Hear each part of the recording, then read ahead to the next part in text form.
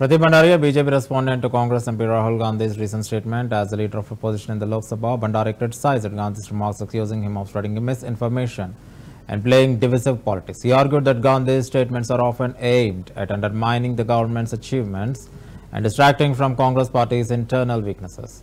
Bhandari also emphasized that the BJP focus on development, national security and governance, positioning the party as a contrast to what he described as Congress' negative politics. He reiterated the BJP's commitment to addressing the issues raised by the opposition while accusing Gandhi of not offering constructive solutions to national challenges.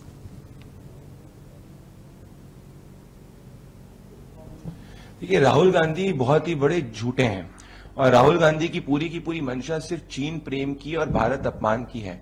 ये विश्व अच्छी तरीके से जानते हो। अगर आप Google करेंगे तो आप पाएंगे कि चीन के अंदर जो यूथ अनएम्प्लॉयमेंट का रेट है वो 17% पहुंच चुका है और भारत आज एक ग्लोबल मैन्युफैक्चरिंग हब के रूप में आगे बढ़ रहा है प्राइम मिनिस्टर नरेंद्र मोदी के मेक इन इंडिया के प्रोग्राम के अंदर। आज हम मोबाइल मैन्युफैक्चरिंग यूनिट्स के अंदर हम लीडर बन चुके हैं।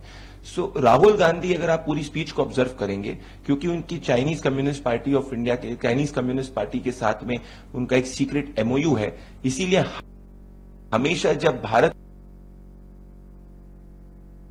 और चीन के बारे में आती है वो चीन के साथ खड़े हुए देखते हैं, ना कि भारत के साथ। राहुल गांधी यही नहीं रुकते हैं, वो भारत के लीगल सिस्टम पे भी अटैक करते हैं क्योंकि वो बेल पे बाहर है। आज उन्होंने हिंदुस्तान के लोकतंत्र पे भी हमला किया है और राहुल गांधी कहते हैं कि वो सोशल टेंशन हिंदुस्तान के अंदर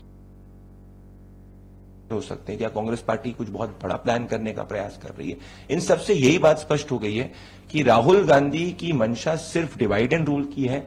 उनकी मंशा भारत के अंदर लोगों को लड़ाने की है जिससे कि वो पावर में आ सके, और इनकी मंशा चीन और बाकी के मुल्कों के एजेंडे को भारत के अंदर बढ़ाने की, ना कि भारत के एजेंडे के बारे में बात करना। इसीलिए इनको 2014, 19 और 24 में भारत की जनता ने रिजेक्ट किया था और आने वाले समय में 2029 के अंदर भी भारत की जनता प्रधानमंत्री नरेंद्र मोदी को चुनेगी, ना कि राहुल गांधी को, जिनकी मंशा भारत विरोध और भारत के बारे में झूठ बोलने की है।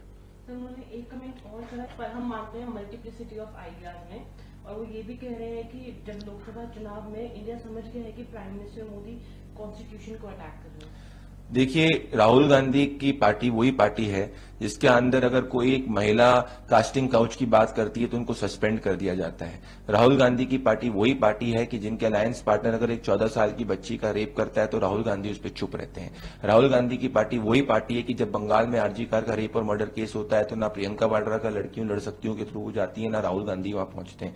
राहुल गांधी की पार्टी वही है कि जब इनके अलायंस पार्टनर उत्तर प्रदेश के अंदर एक रेप के इंसिडेंट में एक्यूज पाया जाता है तो राहुल गांधी शांत रहते हैं। राहुल गांधी की पार्टी वही पार्टी जम्मू कश्मीर के अंदर जिसने दलितों के हक छीना था। राहुल गांधी की पार्टी वही पार्टी जिसने महिलाओं को जम्मू कश्मीर के अंदर 70 सालों तक उनका हक नहीं दिया। तो राहुल गांधी जो कहते हैं वो झूठ कहते हैं और इसीलिए हिंदुस्तान की महिलाओं ने, दलितों ने, ओबीसी ने, एसटी ने उनको 2024 में रिजेक्ट किया था। और राहुल गांधी की पार्टी